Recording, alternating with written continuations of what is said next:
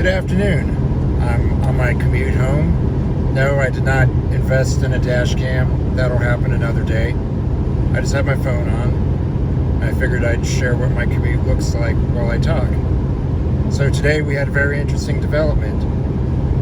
A 23-year-old private second class named Travis King, who was identified by the media, I believe first by the Associated Press, defected to North Korea. They aren't saying that, but I think all signs point to it. Now, I did a 13-month tour in South Korea at U.S. Forces Command toward the end of my career. And I was there for the beginning of the COVID crackdown or lockdowns. And I will tell you, the commander of USFK, who also is the commander of Combined Forces Command, and also the commander of United Nations Command. So the general is triple-hatted. At the time it was Abrams, and then Abrams retired, and now it's General La Camara, who is the commander. When those COVID restrictions were implemented, they were definitely enforced. And violating them would get you a one-way ticket back to the United States.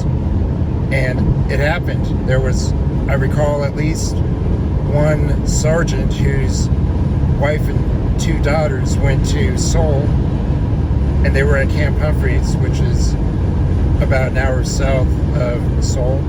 They went up there, violated the rules, got caught, and that sergeant had to say bye to his wife and kids, because they lost their command sponsorship, so they weren't allowed to be in the country anymore. There were a couple of Department of Defense teachers, I believe, who are government employees or contractors, and they got sent home for the same thing. So it was serious, and the reporting indicates that this private was going back to face disciplinary action. I don't know any of the details, but whatever he did must have been pretty bad to get sent back.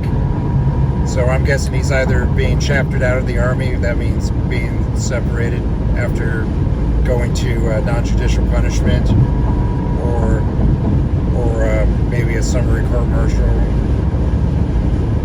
or he might be going back for a general court-martial. I don't know. But whatever trouble this individual got into, it probably is very bad for him, and I'm going to guess that this private took his chances with defection.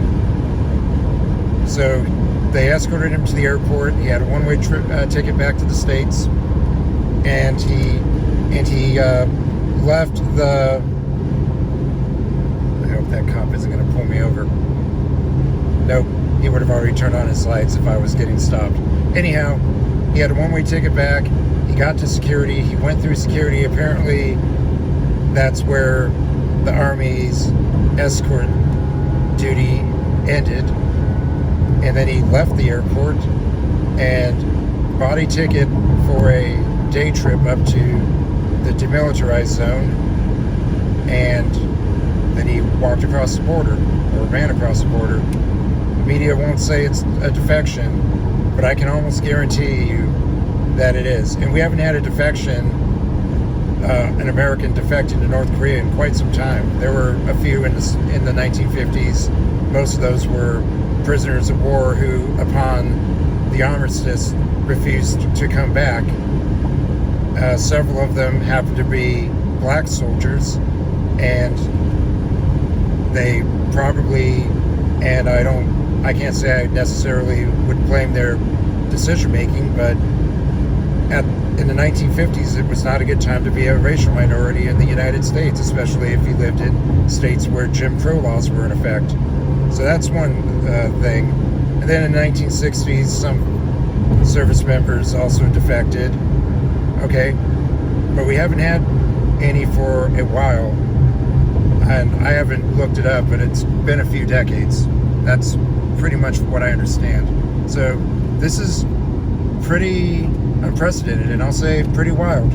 So anyway, take care and commute safely, and always keep an eye out for the state troopers. They don't really give people much leeway here. Bye.